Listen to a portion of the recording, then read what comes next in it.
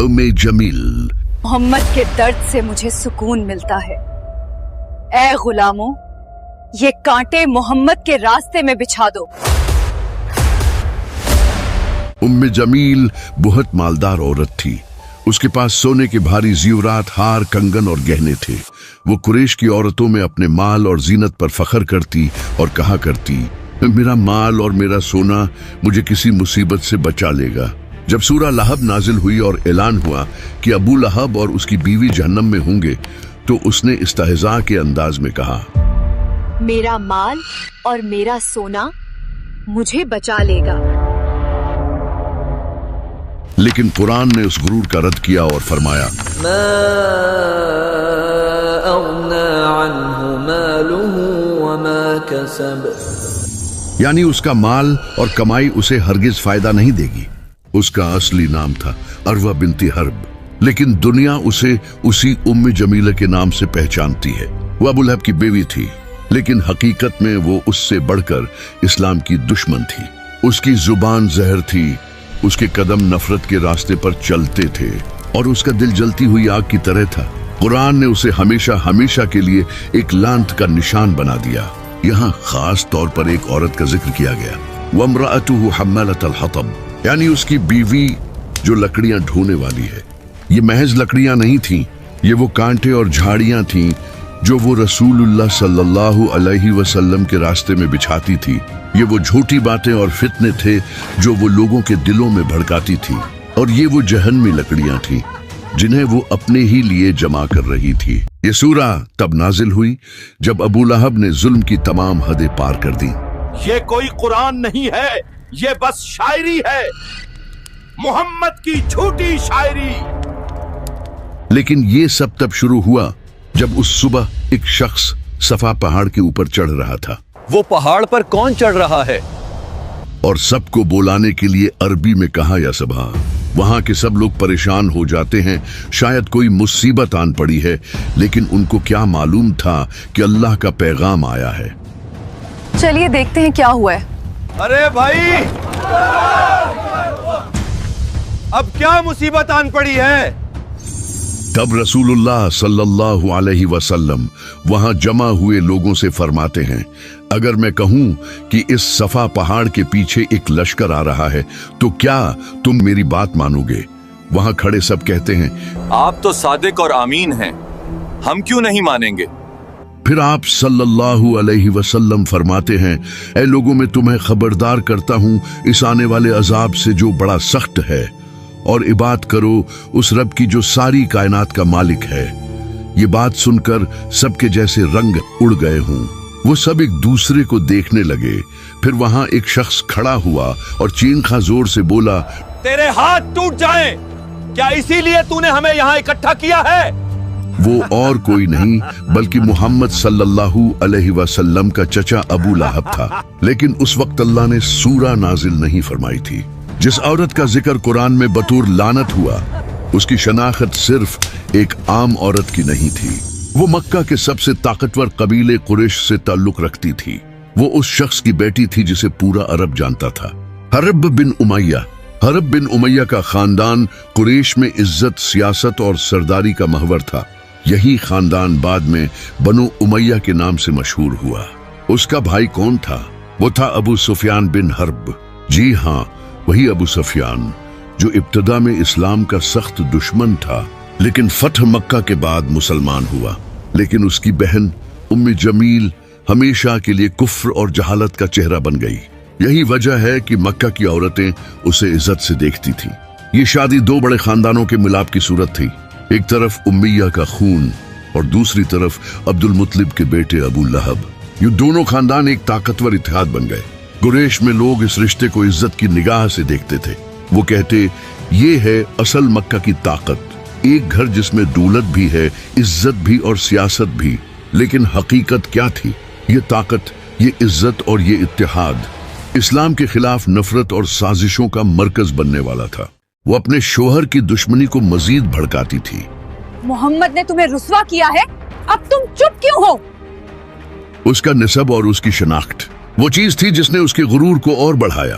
वो कहती थी, मैं कुरैश की बेटी हूँ, मैं सरदारों की बहन हूँ और मैं ताकतवर अबू लहब की पत्नी हूँ।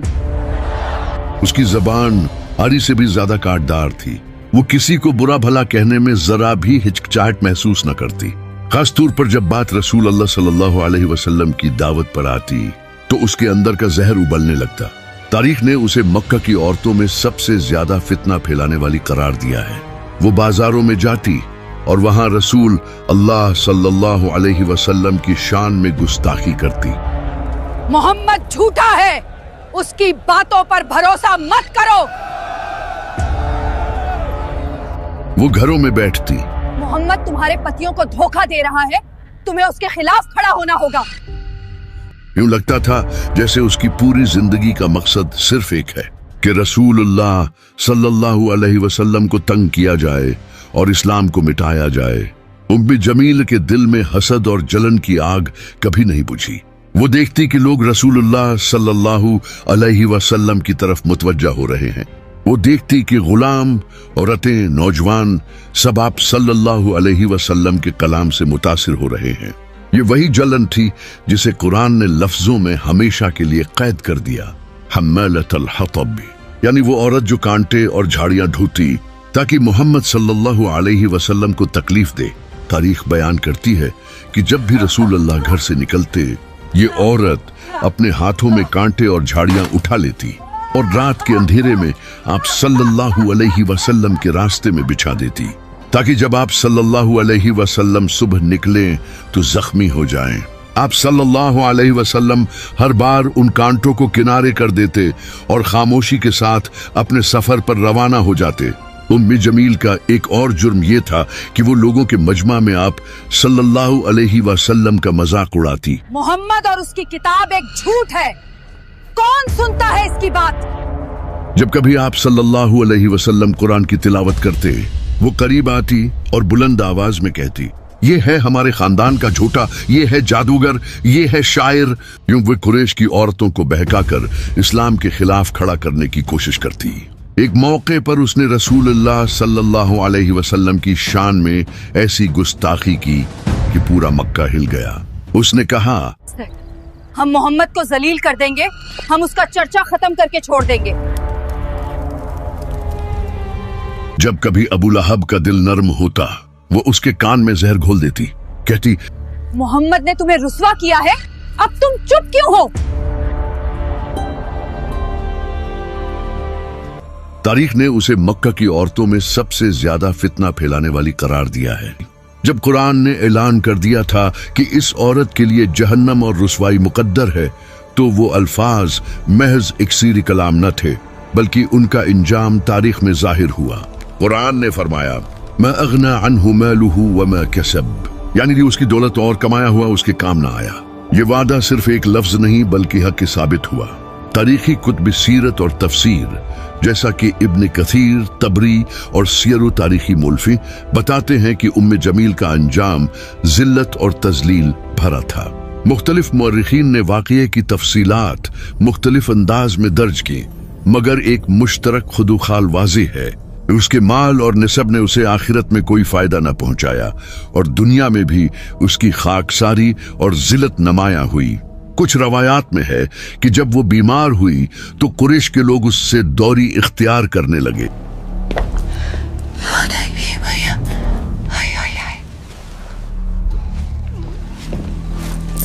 वो जिस शान शौकत में महवे फख्र थी वही लोग अब उससे मुंह मोड़ गए। कुछ तारीख नवीस कहते हैं कि उसकी मौत के बाद उसके घर वाले उसके लिए कफन दफन में ताखीर करते रहे और उसके बच्चों या करीबी अजीजों ने भरपूर शिरकत या इज्जत मुकाबिल न दिखाई। ये सब उस हकीकत की तकमील थी कि अमालो औलाद उसके लिए नफा बख्श न हुए। लेकिन यहाँ मैं एक बहुत जरूरी बात वाज़ेह करना चाहता हूँ।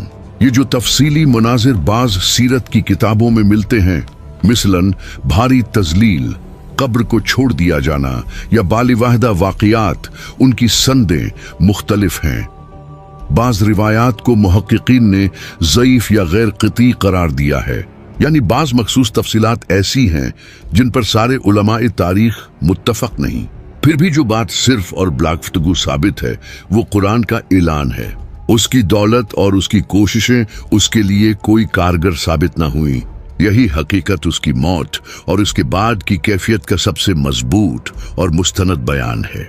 यही वो इबरत है जो अल्लाह ने वाज़ेह की कि दुनियावी शान, अमलाक और निसब इंसानी को निजात नहीं दिलाते। आज के दौर में हमें कुरान की ये सूरत क्या सिखाती है? आज हम तारीख का वो बाब पढ़ते हैं ताकि समझें नेकी या बद्दी का हिसाब इंसान खुद करता है, चाहे वो दुनिया में कितने ही बड़े ताकतूर हों। और जो लोग दूसरों को दुख पहुंचाते, जबान या अमल से बदी फैलाते हैं, उनका अंजाम कुरान के अल्फाज की मानिंद हो सकता है। ये है उम्मे जमील की मौत और उसके बाद की वो सच्ची आमोजगार हकीकत। कुरान ने जैसा कहा वैसा हुआ। वस्सलाम।